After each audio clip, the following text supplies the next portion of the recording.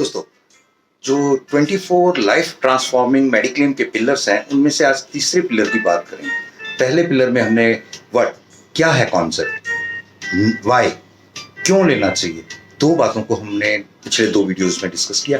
आज वेयर, कहाँ लेना चाहिए और किस से लेना चाहिए। देखिए, एक सबसे बड़ी बात है, जब वेयर की बात आती है तो एक बहुत इंपॉर्टेंट चीज़ आती है, वो है ऑनेस्टी।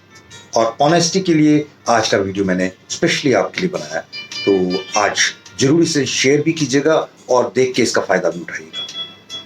नमस्कार दोस्तों, मेरा नाम प्रोफेसर कुलविंदर सिंह है और आज के इस स्पेशल एपिसोड में हम बताएंगे मेडिक्लेम कहाँ से लिया जाए, जहाँ विश्वास हो, जहाँ आपका विश्वास टूटने ना, उसको कोई धोखा ना हो, यानी कि आपको क्लेम सेटलमेंट हो, ऑनलाइन या ऑफलाइन।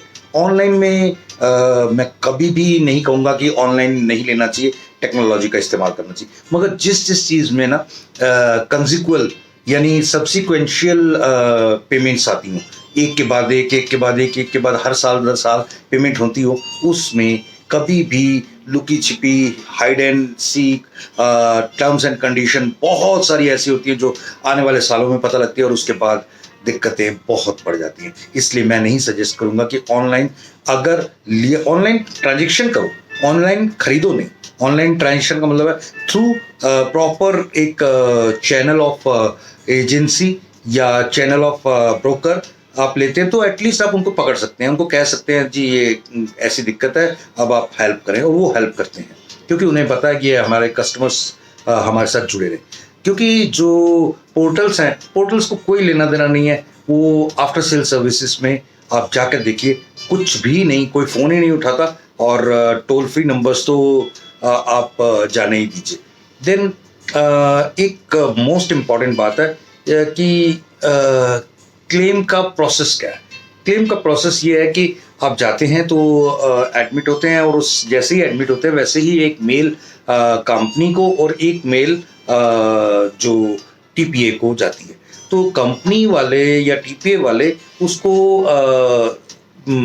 देखते हैं, एनालिसिस करते हैं, और उसके हिसाब से आपको बताते हैं कि ये क्लेम मिलेगा कि नहीं मिलेगा। और कई चीज़ें ऐसी होती हैं जिसमें अगर एजेंट का इन्वॉल्वमेंट ना हो तो ऊपर से लेवल से कोई छोटी मोटी चीज़ रिजेक्शन होके आ गई या क्वेरी लग के आ गई, कौन पूरी करेगा? एजेंट्स को मालूम होता है। हाँ, ये है कि अच्छा एजेंट होना चाहिए, ट्रस्ट वर्दी एजेंट होना चाहिए, एक्सपीरियंस्ड होना चाहिए, पीछे से उसको बहुत सारा अवेयरनेस हो, ट्रस्ट हो, उसके पास ऑलरेडी एक खजाना हो अपनी क्लाइंट्स का, जिससे वो लालची ना हो। देन एक एग्जांपल के साथ मैं अपनी बात को ख़त्म करूँगा। मैं नाम बदल के बोल रहा हूँ। हमारे एक मित्र हैं सुनील जी, उनको मैंने उनकी अपना कारोबार बहुत ढीला था, तो कुछ बीमारियों के चलते, कुछ और भी कारण रहे होंगे, बिजनेस में घाटों के कब चलते, तो उनकी वाइफ भी काफ़ी मेहनत करके उनके साथ लगी रहती थी और वो काफ़ी काम करती थी। इस पूरी प्रक्रिया में बच्चे छोटे थे, धीरे धीरे किरायों में ही उनको मैंने देखा सारी ज़िंदगी। और 15 साल पहले मेरे को लगता है उनसे मैंने पहली मेडिक्लेम और लाइफ इंश्योरेंस पॉलिसी शुरू की थी। मेडिक्लेम में बहुत साल तक कभी कोई उनका क्लेम नहीं आया, और लास्ट ईयर 2 लाख की टोटल पॉलिसी थी, और लास्ट ईयर पहली बार उनका एक क्लेम आया, और उस क्लेम में 3 से 4 लाख का खर्चा, कुछ हार्ट रिलेटेड प्रॉब्लम थी, और उसमें से 2 लाख मिला।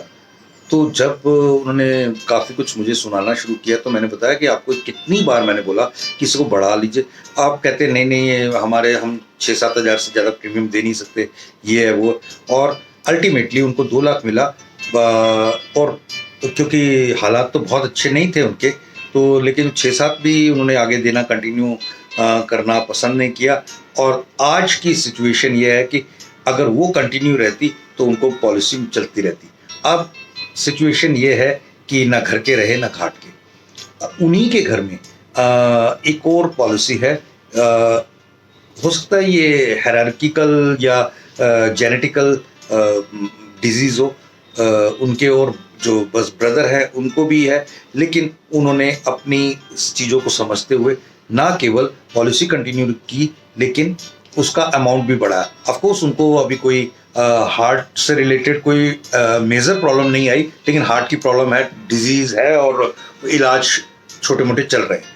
तो एक भविष्य की बड़ी बीमारी को उन्होंने आज ही एश्योर कर लिया कि अगर कुछ होता है तो इस केस में जहां सुनील जी ने गलती की और ना केवल, हाँ मेरे साथ उनके संबंध आज भी वैसे ही हैं, मैं उनको समझाता रहता हूँ कि नहीं लेनी चाहिए, और अब जो चूंकि ये 6 महीने और ऊपर बीत चुके हैं, अब उनकी हो ही नहीं सकती।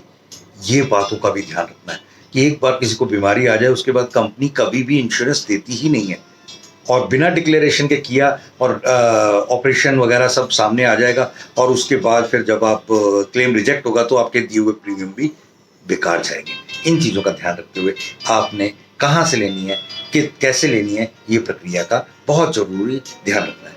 Thank you. जय हिंद।